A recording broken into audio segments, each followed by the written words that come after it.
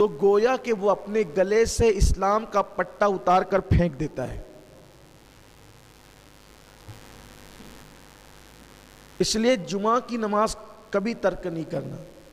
آج کل دیکھنے میں یہ آ رہا ہے کہ چھوٹی چھوٹی بیماریوں کی وجہ سے بھی لوگ نماز جمعہ چھوڑ دیتے ہیں۔ میں تو بیمار ہوں، بیمار کے لیے نماز نہیں ہے۔ اول تو نماز مرے دم تک ہے۔ اگر ہم کھڑے ہو کر نماز نہیں پڑھ سکتے تو بیٹھ کے پڑھیں، بیٹھ کے نہیں پڑھ سکتے تو لیٹ کر پڑھیں۔ لیٹ کر بھی اگر ہمیں پڑھنے میں کوئی دقت ہے تو یہ جو آنکھ کی پلکیں ہیں اس کے اشارے سے پڑھیں۔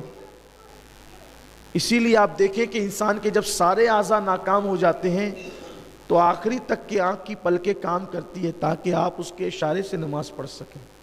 چھوٹی چھوٹی چیزوں میں لوگ نماز جمعہ کو چھوڑ رہے ہیں، اور یہ چیز بھی بڑی بھیانک ہے کہ جمعہ کی نماز کے لیے مسلمانوں پر یہ لازم اور واجب ہے کہ جب اذان جمعہ ہو، اذا نودی للصلاۃ من یوم الجمعہ فاسعوا الی ذکر اللہ وذروا البیع، کہ جب تم اذان جمعہ سنو، تمہارے کانوں میں جمعہ کی اذان پہنچے تو اپنے کاروبار کو بند کر دو اور اللہ کے ذکر کے لیے مسجدوں کی طرف دوڑ پڑو۔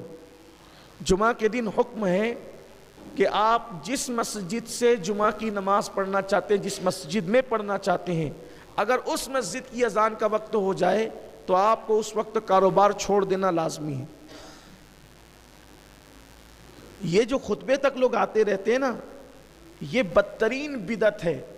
دور رسالت میں ایسا نہیں تھا، اور قرآن کا حکم یہی ہے کہ جب اذان جمعہ سنو سب چھوڑ کر کے مسجد کی طرف دوڑ پڑو اللہ کے ذکر کے لیے۔ تو سیدنا ابو ہریرہ رضی اللہ تعالیٰ عنہ سے میرے آقا صلی اللہ علیہ وسلم نے فرمایا کہ غسل جمعہ کبھی ترک نہیں کرنا اور نماز جمعہ کبھی ترک نہیں کرنا۔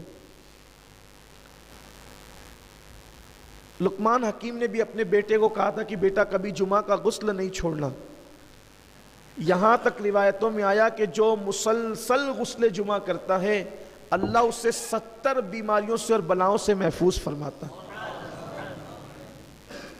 اور حدیث پاک میں یہ بھی آیا ہے کہ جمعہ کا جس نے احترام کیا، جس نے جمعہ کی تعظیم کی، اور شب جمعہ میں جس نے سنت مصطفیٰ کے مطابق وظیفہ زوجیت ادا کیا اور پھر اس نے غسل کیا اور خوشبو لگا کر وہ مسجد کی طرف چلا، تو ہر قطرے کے بدلے میں اللہ تعالیٰ اسے 1 سال کی عبادت کا ثواب عطا فرماتا ہے۔ اور جب وہ مسجد میں آیا اور لوگوں کی کاندھوں کو اس نے نہیں پھلانگا، حدیث پاک ہے کہ مسجد میں آیا لوگوں کے کاندھوں کو نہیں پھلانگا۔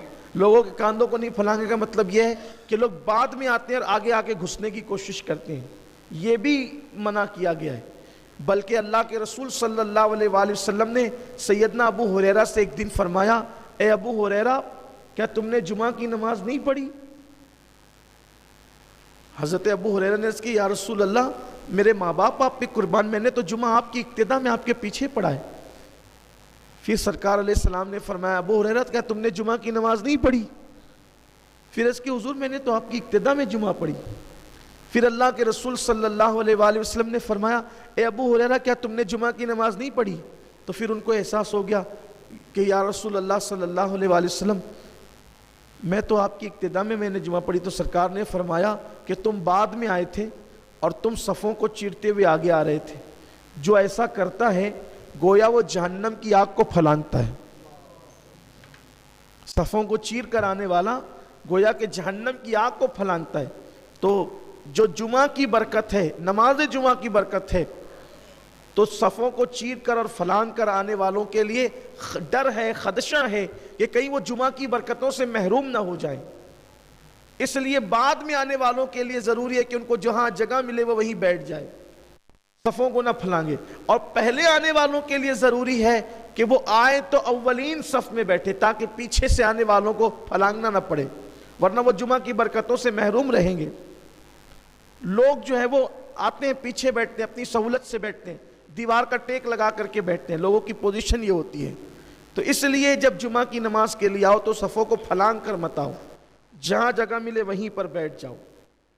اور جو پہلے آئے وہ آگے آ کر کے بیٹھے۔ اللہ کے رسول صلی اللہ علیہ وآلہ وسلم نے فرمایا کہ اگر لوگوں کو پہلی اور اولین صفوں میں بیٹھنے کی فضیلت معلوم ہو جائے، لوگوں کو پہلی اولین صفوں میں بیٹھنے کی فضیلت معلوم ہو جائے تو لوگ مسجد میں قرآن اندازی کرنے لگے کہ پہلی صف میں کون بیٹھے گا، اور بلکہ یہاں تک فرمایا کہ لوگ مسجد میں تلوار نکالیں گے پہلی صف میں بیٹھنے کے لیے اگر ان کو صف اول میں بیٹھنے کی فضیلت پتہ چل جائے۔